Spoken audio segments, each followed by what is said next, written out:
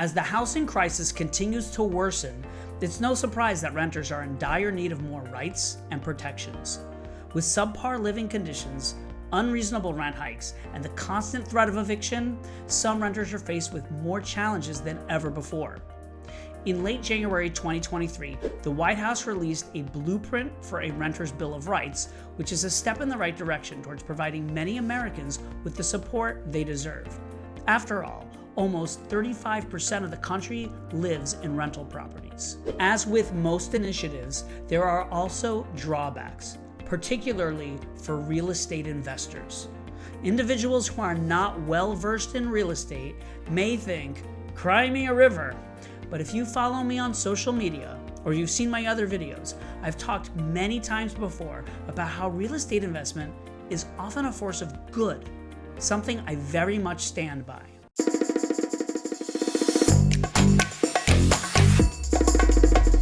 When done responsibly, real estate investment can bring economic growth, job creation, and improved living conditions to areas that have been struggling. This investment can help revitalize communities by upgrading existing properties, creating new housing developments, and improving infrastructure, benefiting the local economy and providing families with access to safe, affordable, and quality housing. The intention behind the White House's blueprint for a renter's Bill of Rights is certainly noble. The question is, how can we balance the important rights and the needs of renters with the business realities of real estate investing? Rather than prescribe specific solutions, the blueprint outlines principles that will guide federal, state, and local authorities as they create policies and regulations. The principles cover 5 major areas of concern: access to safe, quality, accessible, and affordable housing, clear and fair leases, education, enforcement, and enhancement of rights, the right to organize, eviction, prevention, diversion, and relief. The blueprint clearly outlines each principle's importance, along with several activities being put into action to improve them. These 5 areas are important and must be addressed in order for us to find solutions to the housing crisis. We also need to be very careful of the final policies and regulations that are created so that communities across the country do not suffer from any unintended consequences. Now, if you're finding this video interesting, go ahead and click on that like button and don't forget to subscribe to this channel. The best solution? On one hand, a renter's Bill of Rights could be a crucial step toward addressing the injustices faced by renters. It would provide essential protections such as the right to a safe and inhabitable living space, the right to fair and reasonable rent increases, and the right to due process if faced with eviction. These are all important measures to help renters become more secure in their homes and prevent unscrupulous landlords from exploiting them. However, on the other hand, these new protections could also make real estate investment less attractive. The costs involved with providing housing, along with the fear of being sued for unfair rent increases or unjust evictions, may lead real estate investors to avoid making improvements to their buildings or stop developing new housing altogether. This in turn could exacerbate the housing crisis and make it even more difficult for renters to find affordable, quality housing. We must be sure that the new policies and regulations as a result of the blueprint are not discouraging real estate investors from investing in housing that is desperately needed in many communities. Policies should be studied, and opinions should be gathered from industry experts and economists. Popular ideas might not always be the most effective or long-lasting way to address the challenges renters face.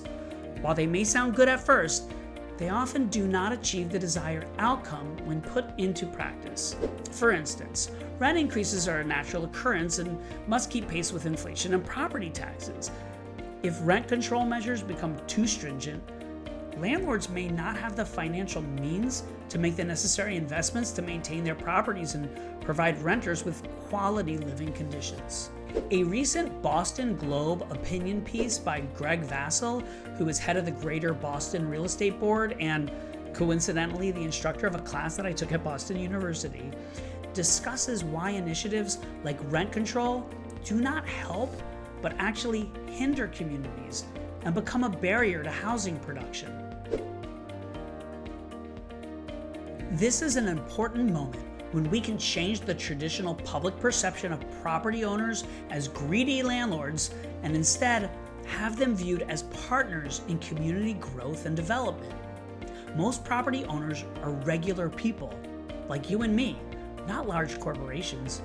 In my interactions with hundreds of property owners across the country, I find the vast majority of them to be good people, not the unscrupulous villains portrayed in the media. We need to change this misconception and not let a few bad apples spoil the whole bunch. The media's depiction of evil landlords has shaped public opinion, which undoubtedly has been a factor in the creation of this blueprint for a renter's bill of rights. It's unrealistic to expect all landlords to be saints, but it's crucial to acknowledge that not all fit this negative mold. And there are numerous property owners investing in blue-collar housing and making a positive difference in their communities. These responsible property owners deserve recognition for their efforts in providing their tenants with safe, sustainable, and equitable living conditions. By providing families with access to affordable housing, real estate investment can help break the cycle of poverty and improve the quality of life in communities.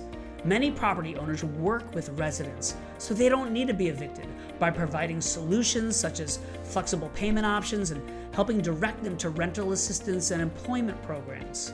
Real estate investment can further drive positive change by developing eco-friendly and sustainable buildings. By investing in energy-efficient and environmentally conscious structures, real estate investors can reduce the carbon footprint of communities, lower utility expenses for residents, conserve water, and improve air quality.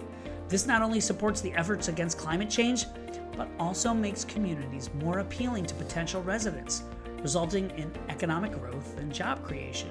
Through investing in communities, real estate investors can create jobs, stimulate economic growth, and enhance the local environment. Doing so not only contributes to the well-being of their residents and the community at large, but we also reap the rewards of a more vibrant and thriving neighborhood. Property owners can work hand in hand with residents, stakeholders, and local governments to revitalize and elevate multifamily communities by promoting community engagement and collaboration.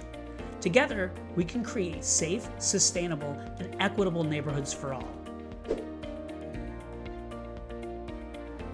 It's high time to embrace the potential for real estate investment to drive positive change. Let's redirect our attention to the impactful contributions that property owners can have in our communities and strive towards a future where prosperity is shared and communities flourish. It's crucial to acknowledge that there are indeed landlords who engage in unethical and harmful practices, but we should not paint all property owners with the same brush. The solution is not to demonize all property owners, but rather to address the specific problematic behavior and hold those individuals accountable. And I think that's exactly what the White House's blueprint can do. It's essential to strike a balance and not let the pendulum swing too far in the opposite direction. I appreciate the work that was involved in creating the blueprint, and I applaud the administration for taking the initiative to address these issues, which are critical to providing housing security in our nation. We just need to make sure that these principles are implemented in a way that is fair and equitable to all, not only the residents of the properties, but the owners as well. And don't forget to subscribe to this channel for more discussion about real estate. Join me backstage at Picheny.com.